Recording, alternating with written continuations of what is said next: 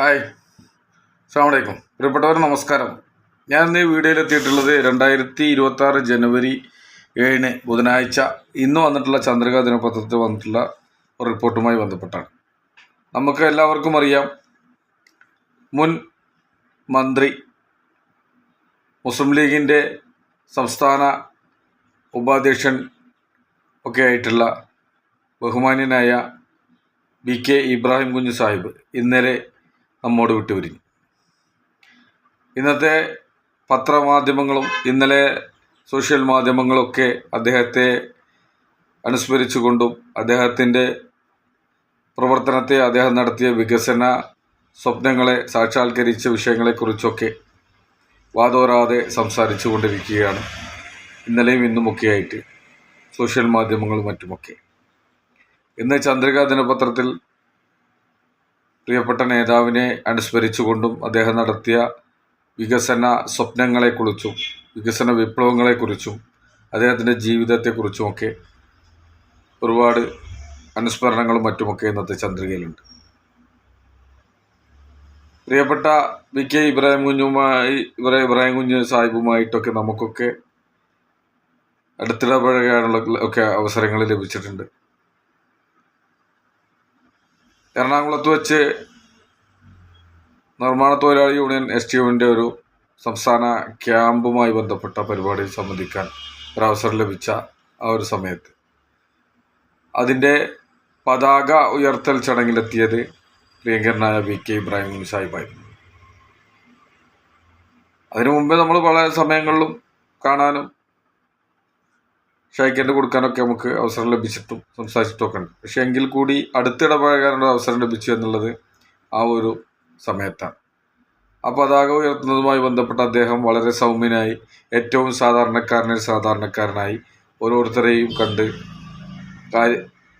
കാര്യങ്ങൾ ചോദിച്ചറിഞ്ഞ് വളരെ നല്ല രീതിയിൽ ഏറ്റവും സാധാരണക്കാരനായ ഒരു വ്യക്തിത്വത്തെയാണ് പ്രിയപ്പെട്ട VK ഇബ്രാഹിം കുഞ്ഞിനെ കുറിച്ച്, അദ്ദേഹത്തെക്കുറിച്ചുള്ള ഓർമ്മകൾ. മുസ്ലിം ലീഗ് പ്രസ്ഥാനത്തിന് എറണാകുളം ജില്ലയിൽ വേരൂന്നിയ ഒരു കാലഘട്ടം പ്രിയപ്പെട്ട നേതാവിലൂടെയാണ് എന്നതിൽ തർക്കമില്ല. എല്ലാ നിലയിലും മുസ്ലിം ലീഗിനെ വാനോളം ഉയർത്തിയ, എറണാകുളം ജില്ലയിലൊക്കെ വാനോളം ഉയർത്തിയ ഒരു നേതാവ് കൂടിയാണ് നമുക്ക് നഷ്ടപ്പെട്ടത് എന്നുകൂടി ഈ സമയത്ത് ഓർത്തെടുക്കുകയാണ്. പടച്ച തമ്പുരാൻ അള്ളാഹു അവൻ്റെ ജന്നാത്തുൽ ഫിർദൗസ് അദ്ദേഹത്തെയും നമ്മെയും ഒരുമിച്ച് കൂട്ടട്ടെ. അള്ളാഹുവിന് അവർക്ക് മഗ്ഫിറത്ത് പ്രദാനം ചെയ്യട്ടെ എന്ന് ആത്മാർത്ഥമായി പ്രാർത്ഥിച്ചുകൊണ്ട് ഞാൻ ഇന്നു വന്ന റിപ്പോർട്ടിലേക്ക് കിടക്കുകയാണ്. മറക്കാനാവില്ല ആ സുവർണകാലം എന്ന തലക്കെട്ടിൽ ചന്ദ്രികയിൽ അവസാന പേജിൽ വന്നിട്ടുള്ള റിപ്പോർട്ടാണ്. ഭേദിക്കാനാകാത്ത റെക്കോർഡ് 245 പാലങ്ങൾ, 11,770 റോഡുകൾ, 1,500 കെട്ടിടങ്ങൾ. പ്രിയപ്പെട്ട നേതാവിൻ്റെ ആ ഒരു സുവർണകാലം, അതാണ് ഇന്നത്തെ റിപ്പോർട്ടിൽ പറഞ്ഞിട്ടുള്ളത്. നമുക്ക് റിപ്പോർട്ടിലേക്ക് കടക്കാം. ഫിർദൗസ് കായൽപ്പുറം തിരുവനന്തപുരം എഴുതിയിട്ടുള്ള റിപ്പോർട്ടിലേക്കാണ് നിങ്ങളെ ശ്രദ്ധ ക്ഷണിക്കുന്നത്. VK ഇബ്രാഹിം കുഞ്ഞ് എന്ന രാഷ്ട്രീയ നേതാവിനേക്കാൾ ഒരുപടി മുന്നിൽ തന്നെ നിൽക്കുന്നതായിരുന്നു അദ്ദേഹത്തിൻ്റെ ഭരണാധികാരി.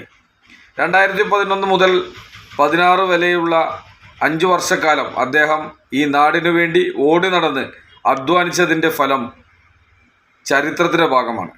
2 തവണ മന്ത്രിസഭയിലെത്തിയ VK ഇബ്രാഹിം കുഞ്ഞിൻ്റെ ജീവിതത്തിലെ യഥാർത്ഥ വഴിത്തിരിവ് 2011-16 കാലം തന്നെയായിരുന്നു. അത് കേരളത്തിൻ്റെ അടിസ്ഥാന സൗകര്യ മേഖലയിലെ സുവർണ കാലഘട്ടമായി മാറി.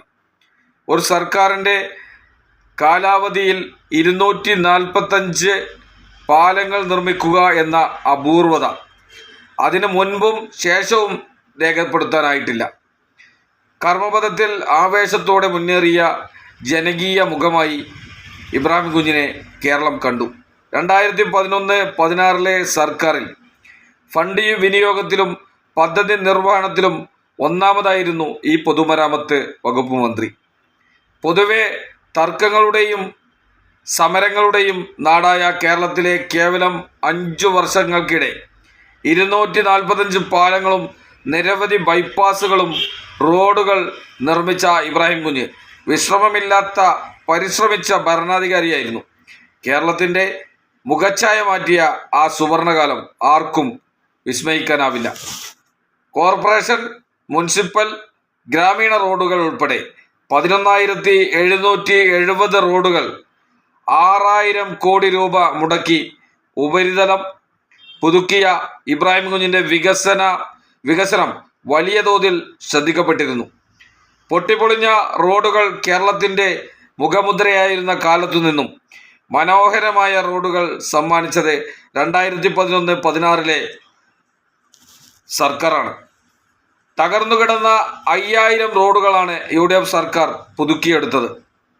മഹാപ്രളയത്തെ പോലും അതിജീവിച്ച 5 വർഷത്തിലേറെ പഴക്കമുള്ള BM&BC റോഡുകൾ വിസ്മയം തന്നെയായി. 1,500 കെട്ടിടങ്ങളാണ് ഇബ്രാഹിം കുഞ്ഞിൻ്റെ കാലത്ത് നിർമ്മിച്ചത്. ദേശീയപാത വികസനം പ്രാവർത്തികമാക്കാത്തതിനാൽ ജനങ്ങൾക്കുണ്ടായ ക്ലേശം പരിഹരിക്കാൻ 1,870 കോടി രൂപയുടെ 5 ബൈപ്പാസുകൾ നിർമ്മിച്ചു. സംസ്ഥാനം പൂർണ്ണമായും ചെലവ് വഹിച്ച് നിർമ്മിച്ച രാജ്യത്തെ ആദ്യ ദേശീയപാതയായ കോഴിക്കോട് ബൈപ്പാസ് അക്കാലത്ത് പൂർത്തിയായതാണ്. UDF സർക്കാരിൻ്റെ സ്പീഡ് കേരള പദ്ധതിയിൽ ഉൾപ്പെടുത്തിയായിരുന്നു. കോഴിക്കോട് ബൈപ്പാസിൻ്റെ നിർമ്മാണം നഗരഗതാഗതം സുഗമമാക്കുന്നതിനായി കൊണ്ടുവന്ന നഗര റോഡ് വികസന പദ്ധതികൾ തിരുവനന്തപുരത്തും കോഴിക്കോട്ടും പൂർത്തിയായി. കണ്ണൂർ, മലപ്പുറം, തൃശ്ശൂർ, കോട്ടയം, കൊല്ലം, ആലപ്പുഴ നഗരങ്ങളിൽ കൂടി ഇത് നടപ്പിലാക്കുന്നതിനുള്ള നടപടികൾ സ്വീകരിച്ചെങ്കിലും അധികാരത്തിൽ തുടരാൻ കഴിയാത്തതിനാൽ അത് മുടങ്ങി. KSTP രണ്ടാം ഘട്ടത്തിന് 1,166 കോടി രൂപ ലോകബാങ്ക് സഹായം നേടിയെടുക്കാനും നിർമ്മാണം തുടങ്ങാനും കഴിഞ്ഞത് ഇബ്രാഹിം കുഞ്ഞിൻ്റെ കാലത്താണ്. സംസ്ഥാനത്തെ 363 കിലോമീറ്റർ വരുന്ന 9 റോഡുകൾ അന്താരാഷ്ട്ര നിലവാരത്തിലേക്ക് ഉയർത്തുന്നതിനോടൊപ്പം 1,106 കിലോമീറ്റർ റോഡുകൾ ഹെവി മെയിൻ്റനൻസ് നടത്തുവാൻ സാധിച്ചു. ഇവയിൽ ചിലതിൻ്റെ ഉദ്ഘാടനം നടത്തുക മാത്രമാണ് LDF സർക്കാർ പിന്നീട് ചെയ്തത്. MC റോഡിലെ 80 കിലോമീറ്റർ റോഡ് സംസ്ഥാനത്തെ ആദ്യ സുരക്ഷാ ഇടനാഴിയാക്കിയത് ഇബ്രാഹിം കുഞ്ഞിൻ്റെ ദീർഘവീക്ഷണത്തിന് മറ്റൊരു ഉദാഹരണം. 5,100 കോടി രൂപ മുതൽ മുടക്കിൽ 1,204 കിലോമീറ്റർ റോഡുകളുടെ വികസനം ലക്ഷ്യമിട്ട് നടപ്പിൽ വരുത്തിയ സ്റ്റേറ്റ് റോഡ് ഇംപ്രൂവ്മെൻറ്റ് പ്രൊജക്റ്റ്, സംസ്ഥാനത്തെ ആദ്യത്തെ കോൺക്രീറ്റ് റോഡ് നിർമ്മാണം, കരമന കളിയിക്കാവിള പാത, ഹൈക്കോടതിയുടെയും ദേവസ്വം ബോർഡിൻ്റെയും അഭിനന്ദനം നേടിയെടുത്ത ശബരിമല റോഡ് വികസനം, കൊച്ചിയിലെ സീപോർട്ട് എയർപോർട്ട് റോഡിൻ്റെ 2ാം ഘട്ട വികസനവും വീതികൂട്ടലും, കൊച്ചി മുതൽ കോഴിക്കോട് വരെ നീളുന്ന തീരദേശ ഇടനാഴി, തദ്ദേശ സ്ഥാപനങ്ങളുടെ കീഴിലുണ്ടായിരുന്ന 8,570 കിലോമീറ്റർ റോഡുകളെ മേജർ ഡിസ്ട്രിക്ട് റോഡുകളായി മാറ്റിയ വിപ്ലവകരമായ തീരുമാനം, ഗതാഗത യാത്രാ സൗകര്യങ്ങൾ ഒരുക്കുന്നതിൻ്റെ ഭാഗമായുള്ള പ്രതീക്ഷ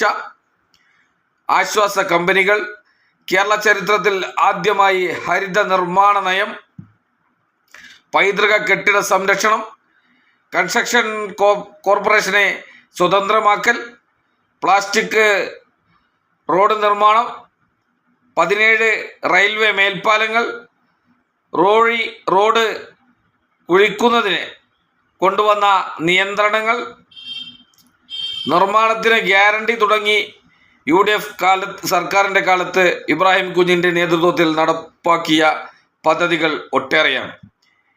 ഈ ഗവേണൻസ് ആദ്യം നടപ്പാക്കിയത് പൊതുമരാമത്ത് വകുപ്പിലായിരുന്നുവെന്നതും ഈ ടെൻഡർ കൊണ്ടുവന്നതും 40 വർഷങ്ങൾക്ക് ശേഷം മാനുവൽ പരിഷ്കരിച്ചതും വിസ്മരിക്കാനാവില്ല. പദ്ധതി വിഹിതത്തേക്കാൾ 300% ചെലവാക്കി ആസൂത്രണ വകുപ്പിന്റെ അംഗീകാരം നേടാനും ഇബ്രാഹിം കുഞ്ഞിന്റെ വികസന കാഴ്ചപ്പാടിന് കഴിഞ്ഞിരുന്നു. ഇതെല്ലാം ചരിത്രത്തിന്റെ ഭാഗമാക്കിയാണ് കേരള വികസന ചരിത്രത്തിലെ ഒരു അത്ഭുത പ്രതിഭാസം VK ഇബ്രാഹിം കുഞ്ഞ് സാഹിബ് വിടവാങ്ങിയത്.